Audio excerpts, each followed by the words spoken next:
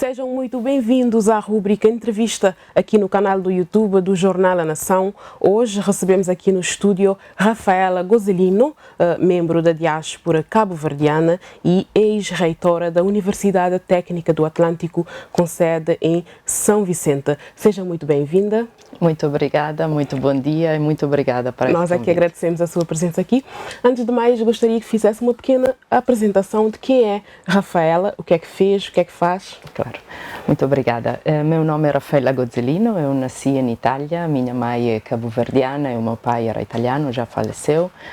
Licenciei-me em Itália em Química e Tecnologia Farmacêutica, depois continuei após de um período laboral com a formação académica do meu mestrado e o meu doutoramento na Faculdade de Medicina da Universidade de Lleida, em Espanha. E depois, desde 2007, que então estava a trabalhar em Portugal, onde fiz o meu pós-doutoramento e depois fiquei convidada para estabelecer o meu laboratório de investigação no Centro de Estudo de Doenças Crónicas da Nova Medical School da Universidade Nova de Lisboa. Entretanto, como todos os académicos lá fora, obviamente contribuo para a disseminação da ciência. Sou editora de 9 revistas científicas internacionais. Sou também membro do Conselho Consultivo de Empresas Farmacêuticas e Biotecnológicas Internacionais. E sou também membro de um painel de avaliadores convidados para a atribuição de projetos científicos internacionais, para a atribuição de fundos a esses projetos em 9 países da Comunidade Europeia e em outros 2 países, portanto, extra-europeus. E para além de, obviamente, outros trabalhos menores, mas isso é realmente a minha profissão. Alguns era e continuam a ser a minha profissão. Ok. A Rafaela chegou na Universidade Técnica do Atlântico em 2020 com o governo a falar de um quadro de ensino superior reforçado.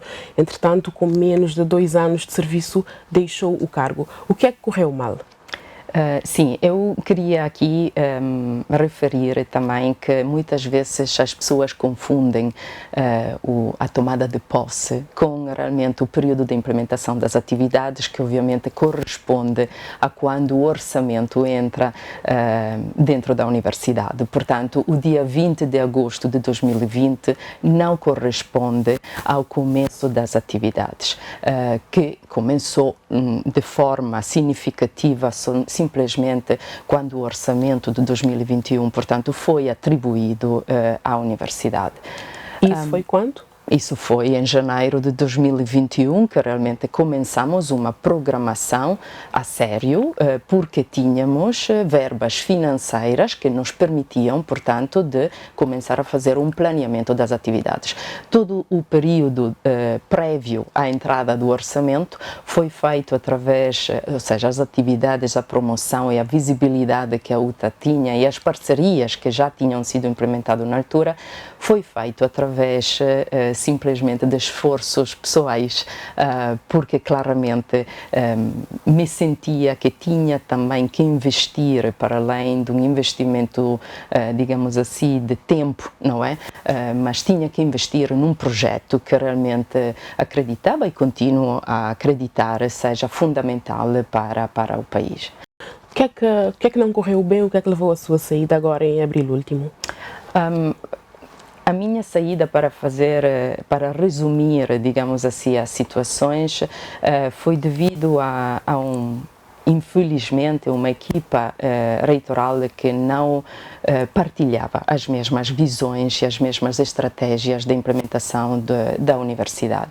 Portanto, eu fui chamada para Cabo Verde e fui convidada, portanto, para assumir o cargo, para trazer uma mudança e uma transformação que em Cabo Verde ainda não existia, para alinhar efetivamente uma política de internacionalização que o país pretende. O país pretende abrir-se ao mundo e, assim fazendo, portanto, terá também que seguir determinadas metodologias de trabalho que o mundo utiliza.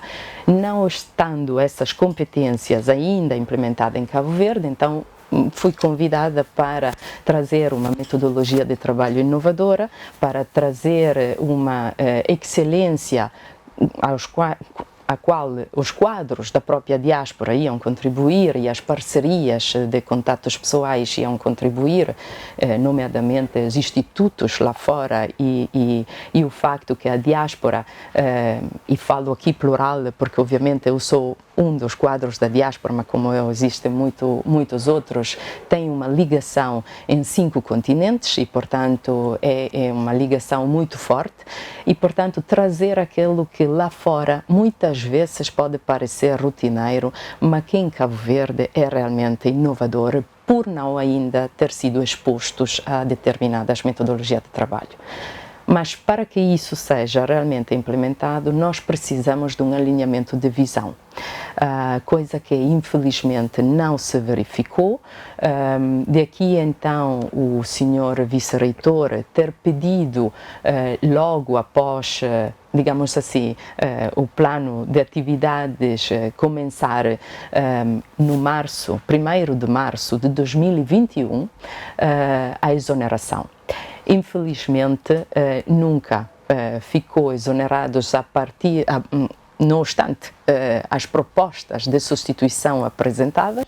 Isso criou, obviamente, uma instabilidade enorme dentro da direção, portanto, da universidade, dentro da reitoria, que levou também a ulteriores, digamos assim, constrangimentos em termos de visão, em termos de projetos apresentados, porque, digamos as coisas como estão, quando há uma mudança e uma transformação, há também um sentimento de receio à mudança, um sentimento de medo, um sentimento de obstruir a própria mudança, não é? E isso é aquilo que eu encontrei em São Vicente, dentro, portanto, da equipa reitoral, e isso depois levou, portanto, à exoneração de ulteriores membros da equipa reitoral, até que o senhor ministro, então, pensou que de dissolver a inteira equipa reitoral,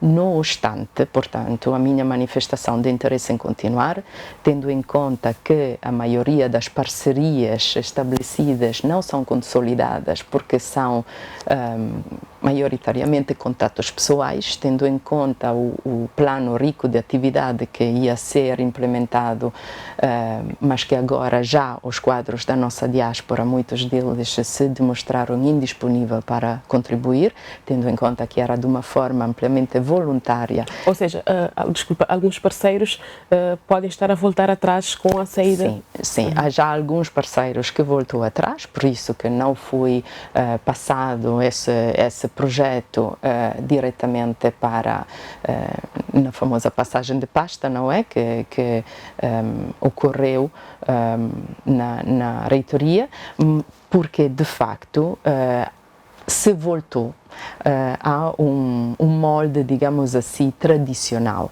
e, portanto, a renomeação de quem lá já estava e o facto de nunca ter sido exonerado, portanto, já desvela que Cabo Verde, se calhar, não é preparado para mudar e não é preparado para uma internacionalização que leva, de todas as formas, a implementar um ensino superior que é diferente e que é de qualidade e que Cabo Verde precisa. A minha vinda era associada também a uma expectativa de internacionalização do ensino e ter exatamente a mesma qualidade das universidades em Portugal. E isso porque é um programa de capacitação. Disse Portugal para fazer um exemplo, sim, obviamente, mas isso é associado a um programa de capacitação que tem que vir de fora para dentro. Eu não posso capacitar dentro para dentro, porque realmente as competências são iguais. Se estudamos aqui dentro, não conseguimos desenvolver um mais do que o outro, não é? E então a inovação chega sempre de fora. Por isso que a qualidade do ensino superior tem que ser realçada porque efetivamente isso leva também a novas oportunidades de trabalhos que são de acordo com as exigências efetivamente do país e os desafios que o país quer enfrentar. E se essa qualidade não é alcançada, tendo em conta que Cabo Verde está cada vez mais aberto a investidores estrangeiros, quem garante que os investidores estrangeiros não cheguem com as próprias equipas de trabalho aqui em Cabo Verde e, portanto, não haverá ou haverá muito menos chances de quadros cabo-verdianos formados no país ficar no país em posições dirigenciais. E isso que realmente é algo que é preocupante, tendo em conta, como disse, o facto que maioritariamente se procura um estudo lá fora, em lugar de reforçar uma internacionalização aqui dentro. Mas também quando se tenta fazer isso, se encontram muitos obstáculos, porque aquilo que mais surge é, sempre se fez assim. Então, em lugar de pensar que se sempre se fez assim é hora de mudar as coisas, não, se continua com a mesma política tradicional. E o caso da UTA é um caso eclatante, porque eu também não teria tido a necessidade, então, de vir para cá se volta a repor exatamente as mesmas pessoas que estavam antes da minha vinda. Então, qual é o propósito de ter-me trazido para cá? Quais foram os principais obstáculos que encontrou na implementação deste novo sistema de ensino e com vista à elevação da qualidade para o patamar internacional? Pois, um dos obstáculos, obviamente, mas isso é também referido à situação, não é? Em Cabo Verde, é um obstáculo orçamental, porque para ter algo de qualidade, nós temos que ter também dinheiro para obter e correr atrás da qualidade e da excelência que tanto se exige. Portanto, isso de facto é um obstáculo, porque também os professores continuam desmotivados.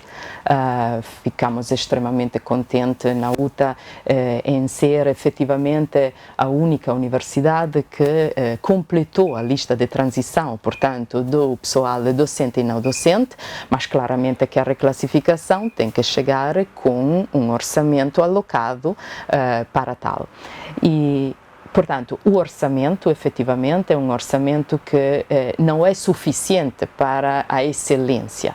Mas, atenção, o orçamento do Estado também é o dinheiro de partida, porque, claramente, através de uma metodologia de trabalho inovadora, através de uma visibilidade, através de mostrar aquilo que a classe docente sabe fazer, e é muito, portanto, mas mostrá-la através de canais internacionais. É lá que depois iremos procurar mais dinheiro. Mas para isso se precisa de uma colaboração entre todos, porque claramente, simplesmente uma pessoa que chega com visões e estratégias que já são diferentes daquelas implementadas no país, sem o apoio, seja por parte de quem de direito e por parte de quem realmente poderia ajudar nessas diferenças, em fazer essas diferenças, e por parte da classe académica, que muitas vezes é muito acomodada, então lá se conseguem muito mais financiamentos. Mas obviamente que o esforço para a mudança tem que ser conjunto, porque a mobilização das energias não podem chegar só de uma pessoa. A Rafaela não conseguiu mover a equipa que tinha à sua volta em torno do mesmo objetivo, então? Consegui parcialmente, no sentido que eu estou extremamente satisfeita daquilo que foi alcançado, portanto, em um ano, porque falamos, claro, é um ano de atividade. Sim. Houve muitas parcerias que foram estabelecidas, porque claramente as pessoas, precisamente aquelas parcerias estrangeiras, sabem e conhecem a metodologia de trabalho que temos lá fora e pessoalmente que eu tenho também na Universidade em Lisboa, e portanto foi fácil convencê-lo, e nem foi tão assim preciso, em querer colaborar comigo aqui em Cabo Verde nesse grande projeto. as atividades que foram feitas pela universidade foram muitas, e realço aqui que foram feitas para um grupo restrito de pessoas que trabalhava maioritariamente na reitoria, em colaboração com um grupo restrito também de professores e da direção também do ISECMAR, e foi feito muito, porque efetivamente a visibilidade obtida pela universidade em um ano foi realmente muita, e isso, a demonstração disso é também o grau de apreciação não só da nossa diáspora internacional, que é muito crítica sobre, portanto, as metodologias de trabalho estabelecidas e a continuidade do trabalho, mas também por parte dos países amigos de Cabo Verde, que investem em programas de capacitação aqui em Cabo Verde. E efetivamente essa também é uma das preocupações agora, não é? Porque de facto se demonstrou que a diáspora, embora numa posição de liderança, não consegue ficar em Cabo Verde e não consegue implementar, portanto, projetos pela qual é chamada a contribuir. E, portanto, isso põe também um pouco em causa os programas de capacitação que são financiados, o que foram financiados pelos países amigos, como o Programa de Ciência para o Desenvolvimento, financiado pelo próprio Portugal e pelo Instituto Gulbenkian de Ciência, porque agora nós temos um vasto leque de doutorados e de pós-doutorados que poderiam contribuir para Cabo Verde, mas quanto mais ficam lá fora e quanto mais estabelecem a sua profissão e a sua carreira lá fora, mais difícil será a reintegração em Cabo Verde, porque haverá possivelmente uma não aceitação, como foi no meu caso. Encontrou uma resistência? Completamente. Uma resistência que infelizmente é suportada para quem de direito poderia digamos assim, facilitar essa reintegração. E, portanto, isso também é aquilo que um pouco eu considerei grave, porque quando a diáspora é chamada a contribuir, é chamada também para fazer um diagnóstico daquilo que aqui encontra. Mas o diagnóstico não é para criticar negativamente aquilo que encontra no país, pelo contrário, é para procurar soluções da ser soluções de fácil implementação ou não, da ser solução que se pode procurar dentro do país ou não, porque tem contatos lá fora. Portanto, não se pode ter um tratamento sem ter um diagnóstico prévio. E Cabo Verde, acredito que pode não ser preparado para esse diagnóstico, porque de facto, como eu estava a dizer, há um desperdício, digamos assim, houve um desperdício de tempo em mostrar uma série de problemáticas que foram evidenciadas e foram encontradas, mas na realidade a resposta obtida é: fecha os olhos, vai para frente, é assim que aqui se faz. E então, se é essa a resposta que o próprio Cabo Verde dá à diáspora, transversalmente, portanto, da ser a classe académica a ser a classe, digamos assim, que poderia mudar as coisas, ou os órgãos de poder, então é mais difícil implementar essa mudança e levar a famosa remessa de conhecimento que a diáspora é convidada para fazer em Cabo Verde. Como é que foi esse diálogo com o próprio Ministério da Educação, já que o governo deu a entender uma certa falta de diálogo no despacho da sua exoneração?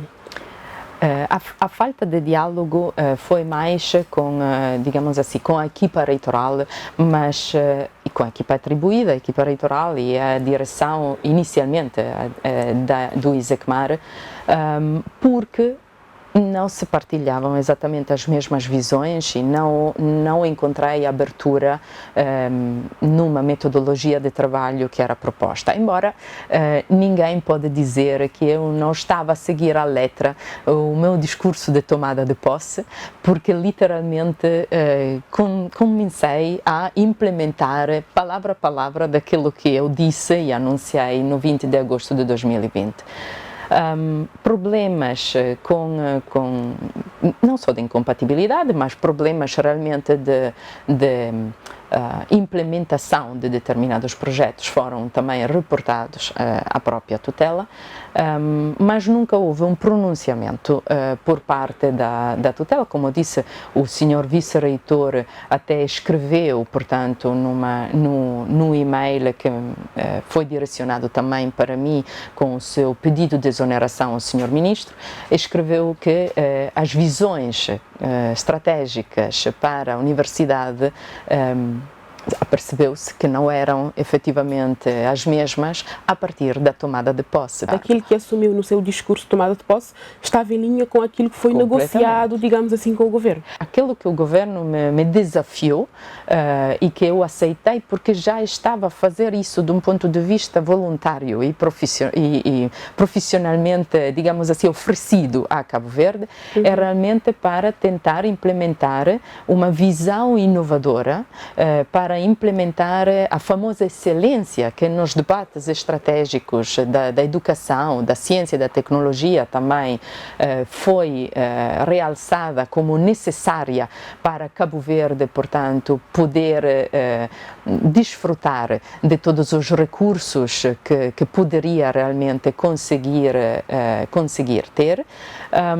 E foi efetivamente desafiada para verificar quais são as exigências também face aos desafios, portanto, que o país enfrenta e abrir novas oportunidades. Eu não sou a primeira, e isso é o grave problema, assim como não serei a última pessoa, quadro da diáspora, que veio para Cabo Verde, porque convidado também para vir para Cabo Verde ou porque tinha intenção de contribuir com Cabo Verde, que encontrou essas dificuldades. E aqui então o preocupante aqui é realmente perguntar a Cabo Verde se quer ou não quer o envolvimento da diáspora e não, portanto, promover uma retórica que depois não é operacionalizada, uma narrativa que não passa depois de palavras. Sentiu-se decepcionada com as suas expectativas nesse sentido?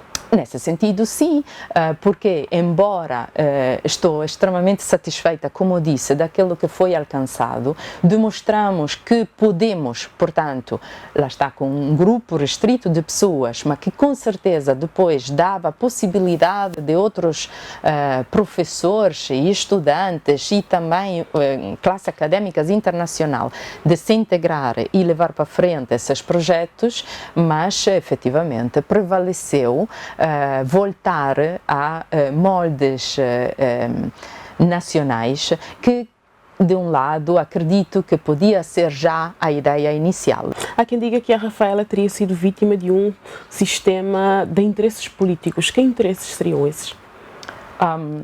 Bom, eu deixo essa opinião, obviamente, a quem seguiu, portanto, as vicissitudes da UTA, assim como o sucesso da universidade, porque obviamente isso também faz parte e fez parte da universidade, mas eu acredito, e isso também é um pouco decepcionante, não é? Porque efetivamente a implementação de uma universidade é difícil que seja completamente cumprida após de um ano. Portanto, os primeiros desafios se encontram sempre nos primeiros 2 anos, 3 anos de implementação, certo? Não se pode pedir em um ano de implementar a universidade sem constrangimentos, sem desafios, sem problemáticas, não é? Tendo em conta, lá está, a mudança que foi chamada para fazer. Portanto, tendo em conta também o período eleitoral em que efetivamente começou a minha aventura em Cabo Verde, fui nomeada em agosto de 2020, em outubro tivemos as eleições autárquicas, em abril as legislativas e depois em outubro novamente as presidenciais. Essa é uma minha especulação, mas efetivamente me sinto um pouco utilizada para mostrar que há uma aproximação à diáspora para além daquela financeira. O processo foi apressado, tendo em vista que estávamos à beira de eleições, é isso que quer dizer? repito, essa é uma pura especulação pessoal, ninguém me disse isso, mas é o que sente que aconteceu. Me sinto um pouco usada para mostrar que Cabo Verde, após de 30, 40 anos de reivindicação da diáspora, começou a pensar a diáspora de forma diferente, mas também, lá está, a aproximação à diáspora não pode depois recuar. Não pode depois culminar com o afastamento dos próprios quadros, não tendo competências desse nível no país. Portanto, isso também descoraja. Esse é o grave problema. Não é o caso Rafaela, porque a Rafaela encontra trabalho no outro lado, não é esse o problema, mas efetivamente descoraja muitos quadros lá fora da diáspora que já estavam prontos para contribuir para o ensino superior cabo-verdiano, tendo em conta que são doutores, pós-doutorandos, investigadores sénior, etc., e académicos, etc. Nesse caso, obviamente, há muitos outros casos em diferentes setores do desenvolvimento do país, mas descoraja, porque efetivamente se mostra uma aproximação quando depois a diáspora é trazida e é deixada completamente sozinha e é deixada completamente marginalizada e não é ouvida sobre tudo isso. Portanto, quem seguiu efetivamente esse caso teve essa oportunidade e não só. Eu comecei a trazer pessoas da diáspora em Cabo Verde, nomeadamente há uma doutorada que veio em Cabo Verde contribuir para a UTA propositadamente para esse projeto, para esse projeto e que efetivamente partilhava essa ideologia de uma universidade como centro de referência a nível mundial, como um centro de excelência e que agora não sei exatamente, não posso falar por ela, não é? E portanto, mas como ela, há muitos outros quadros que eu tencionava trazer e que já tinham disponibilidade, que como disse, agora recuaram, porque efetivamente se esses constrangimentos estão presentes quando a diáspora é convidada numa posição de liderança, parece como se a integração da diáspora fosse uma miragem em Cabo Verde e é isso que efetivamente a minha exoneração um pouco demonstra lá fora. Como é que a diáspora se sente nesse sentido, na contribuição que consegue dar para o país, para lá dos investimentos e para além das remessas financeiras?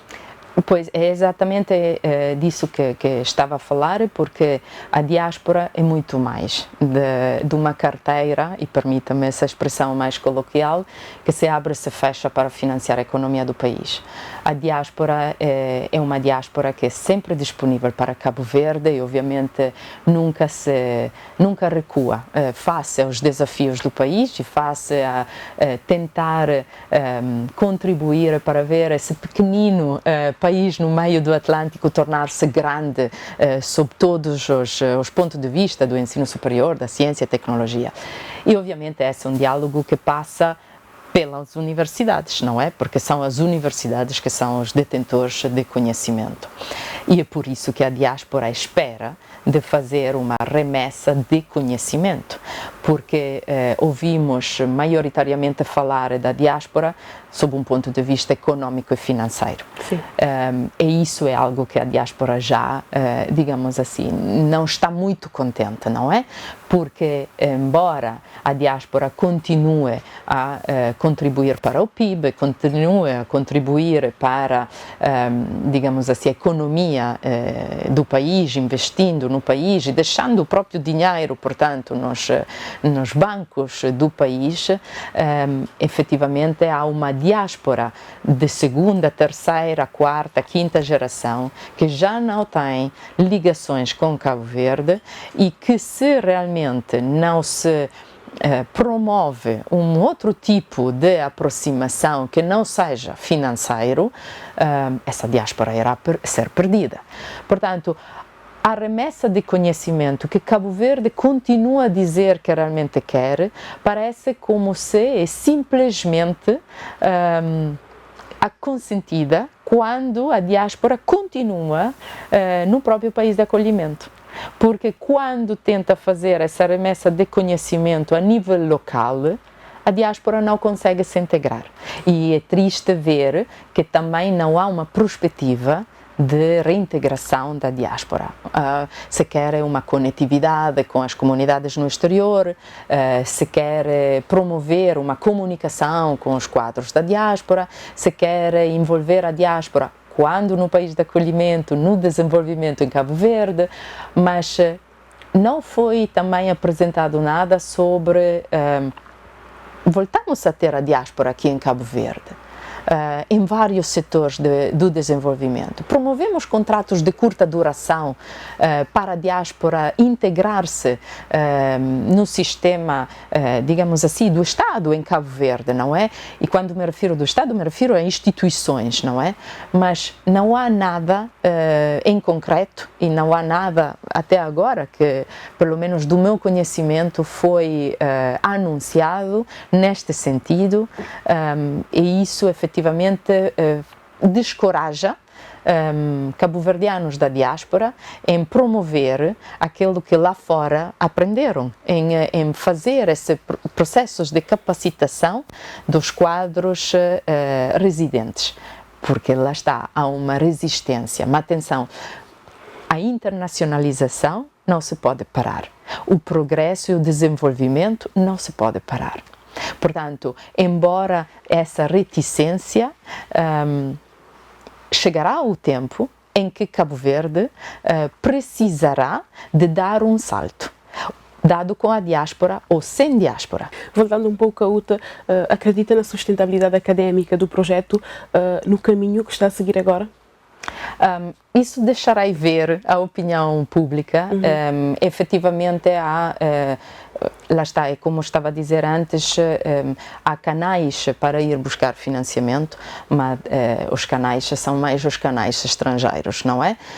Porque efetivamente não se pode também pensar que o Estado possa promover todas as atividades de uma universidade. Tem que dar o começo do dinheiro, depois são os próprios docentes, investigadores, que terão então que saber buscar o dinheiro lá fora e correr atrás. A nível do ensino, por exemplo, está preparada para dar a UTA, está preparada para corresponder a esse nível internacional de formação? Acredito que nenhuma universidade em Cabo Verde esteja preparada para realmente competir a nível internacional. A qualidade do ensino tem que dar o salto e isso também muitas vezes é demonstrado, porque não é um problema só do ensino superior, é um problema do ensino em geral, e isso é demonstrado também do grandíssimo abandono escolar e universitário, sobretudo quando os estudantes vão para fora para conseguir graus académicos lá fora, inclusivamente de licenciatura. Há uma alta taxa de abandono universitário, e isso porque não se tem, entre outras questões que têm mais a ver com a vontade de emigrar e, portanto, ver numa bolsa de estudo uma possibilidade, quando na realidade não tenho intenção de estudar, não é? Mas estou simplesmente a aproveitar essa oportunidade para migrar, mas essa é uma problemática à parte, mas efetivamente muitos dos estudantes não têm as bases suficientes para seguir os cursos lá fora, que são muito mais intensos, com muito mais conteúdo que não é ensinado aqui em Cabo Verde. Daqui, portanto, que é importantíssimo o processo de capacitação de fora para dentro. Mas neste momento a UTA tem também profissionais capacitados para dar esse nível de formação? A UTA tem muitos profissionais que são capacitados, mas atenção, o processo de capacitação nunca acaba. O processo de capacitação é um treinamento contínuo. A aquisição de conhecimento não é que pode ser limitada ao conseguimento do grau académico. As pessoas continuam a aprender na vida, continuam a estudar na vida, independentemente da posição onde estão. Portanto, até esse conceito e essa visão não é realmente implementado aqui em Cabo Verde, então nunca se conseguirá alcançar aquela qualidade que é exigida. E isso, efetivamente, é um problema que Cabo Verde terá que enfrentar e que eu acredito possa ter receios em, digamos assim, afrontar frontalmente, não é? Se me permite, porque isso abre o jogo à competitividade. E então, lá está, é um mérito que tem que realmente sobressair. E muitas vezes sabemos que em Cabo Verde o mérito é posto de lado, frente a outros interesses, não é? Que são promovidos e legitimados em Cabo Verde pelos órgãos do poder. Então, aí é o grande desafio, porque se de facto as qualificações, as competências e o conhecimento das pessoas fossem postos, antes de mais, em primeiro lugar, mas depois fossem aproveitados, isso realmente o país poderia também dar o salto de uma forma mais rápida. Mas sabemos que muitas vezes há pessoas que são colocadas em sítios onde realmente não têm competências para tal, portanto é mais, digamos assim, conta mais a confiança e uma aproximação. Infelizmente, triste dizer, mas a política partidária, mas, para além disso, também o grave problema é que depois, devido a uma vontade de fazer uma escalada, não é, na carreira, não se circundam de pessoas que realmente sabem. E esse é o truque. Ou seja, pode simplesmente, ninguém tem que saber tudo de todos, mas o truque é realmente circundar-se de pessoas que sabem e que têm competências nessa área. E não é exatamente aquilo que muitas vezes acontece em Cabo Verde, para além do facto que não é muitas vezes o mérito. Então, a provocação é, por que Cabo Verde sempre reconhece os quadros da diáspora e o seu sucesso lá fora, mas quando chegam ao país, ficam descartados? Isso é uma incongruência tremenda, porque nós não podemos só ser bom quando estamos lá fora. E atenção, lá fora não é só Cabo Verde que reconhece, lá fora é o mundo internacional que reconhece. Portanto, até também os nossos formadores em Cabo Verde, cabo-verdianos residentes, não estiverem conhecidos a nível internacional, então alguma coisa que está a falhar. Mas lá está, há muitas problemáticas associadas a isso, que se calhar não temos nem tempo para falar sobre isso, mas uma das quais também é o problema da língua. Não se pode dizer que se quer uma internacionalização quando ainda não se conhecem as línguas fundamentais para a ciência e a tecnologia. Isso é inglês, claramente.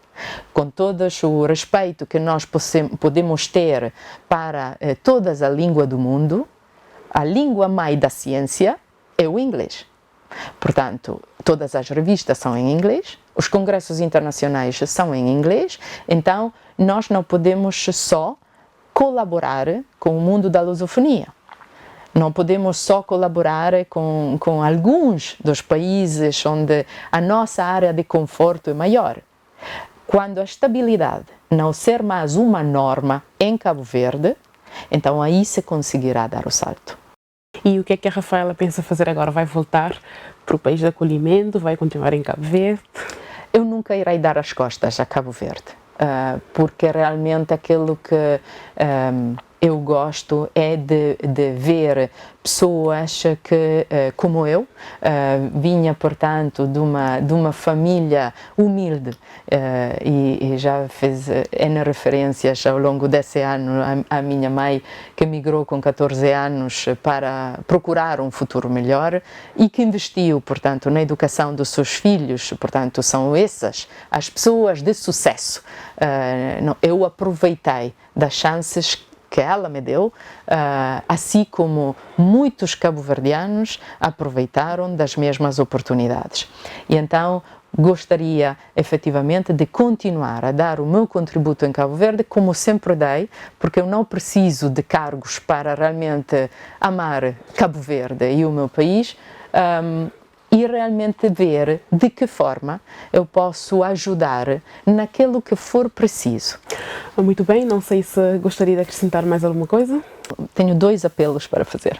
O primeiro apelo é efetivamente para Cabo Verde, o Estado cabo-verdiano, porque aqui não é, obviamente, em nenhum momento dessa conversa, aliás, foi, digamos assim, eu falo sempre do Estado e não de um partido A ou partido B, mas efetivamente aquilo que gostaria de apelar é para tentar não, precisamente quando há vinda da diáspora para cá, não politicizar muito as instituições do Estado, porque realmente isso cria constrangimentos. Portanto, isso é inaceitável porque não se pode partidarizar o conhecimento e, mais uma vez, no meu discurso inaugural da tomada de posse, tenho feito já essa referência porque houve alguns alertas já dos nossos patrícios lá fora em me alertar sobre essa possível problemática que eu teria encontrado aqui em Cabo Verde e tinha dito que o conhecimento não tem cor e está por cima de qualquer disputa. Portanto, foram exatamente as palavras que eu utilizei e eu queria realmente apelar, portanto, ao Estado esse esforço, porque embora quando se tenham universidades na fase de implementação, onde, portanto, se precisam de mais orientações, uma coisa é a orientação, uma coisa é a sugestão e uma coisa é seguir as estratégias que estão a ser definidas pelo Estado. Outra coisa é ter uma equipa de técnicos, então, em executar determinadas decisões que já foram tomadas a nível acadêmico. E isso, repito, o conhecimento não é aceitável que seja partidarizado. Mencionou que já veio preparada para esta possibilidade. Como é que a diáspora lá fora vive a política em Cabo Verde? A diáspora vive... ou muitos da diáspora, nomeadamente os quadros da diáspora, vive as decisões tomadas e as estratégias tomadas em Cabo Verde de uma forma diferente. Mas diferente por quê? Porque os quadros, e me refiro aos quadros, pronto, porque posso mais falar sobre os meus colegas também e, portanto, não trazer aqui em cima da mesa uma opinião mais personalizada. Mas os quadros da diáspora vivem de uma forma mais destacada. E isso porque, vivendo em vários países, não assumem nunca a política de um país, inclusive do país natal ou de Cabo Verde, como a própria identidade, não é? E, portanto, têm sempre um olho muito crítico, podem simpatizar com uma ideologia política ou outra, mas, efetivamente, quando vêm para Cabo Verde, não olham isso. Olham os objetivos a alcançar e os desafios que foram propostos para conseguir o sucesso no mandato ou nas funções que foram nomeados em fazer. Portanto, olham o interesse do país porque a diáspora ama Cabo Verde independentemente de quem governa.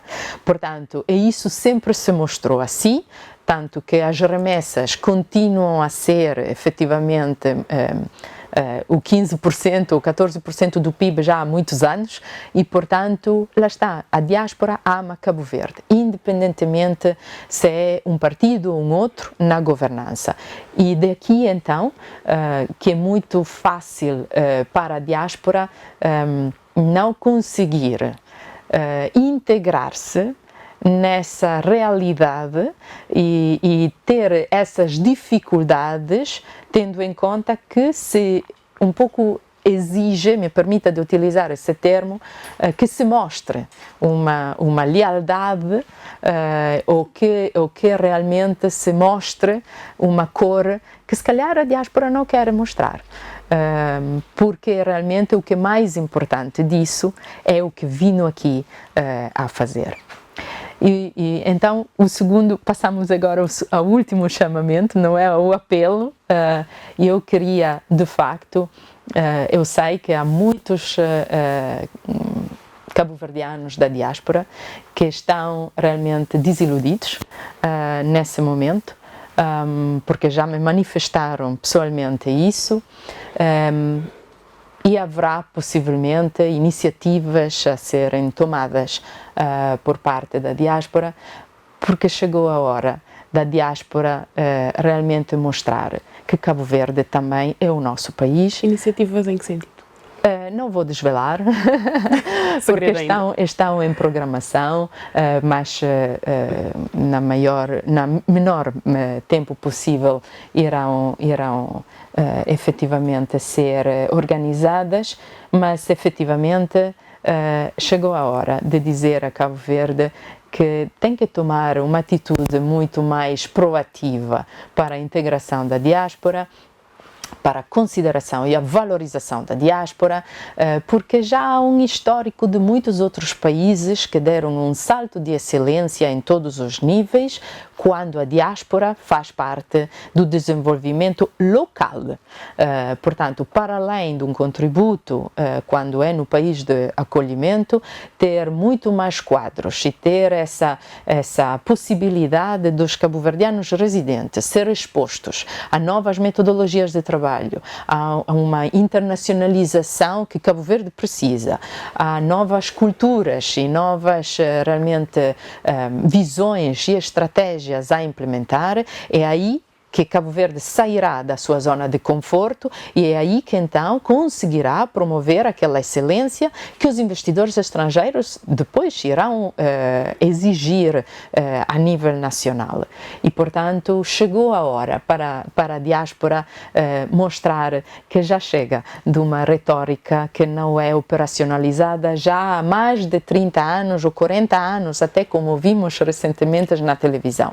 As reivindicações que a diáspora faz são sempre as mesmas, por isso que aqui falei do Estado, porque efetivamente não são independentes de um partido ou outro, mas efetivamente aquilo que foi apresentado até recentemente não foram mais das recomendações ou das conclusões dos numerosos debates organizados por parte da diáspora já desde 2002, 1998, 2006, portanto, se vamos a ler essas conclusões, naqueles debates, são realmente aquilo que está a ser apresentado, portanto, não é nada novo.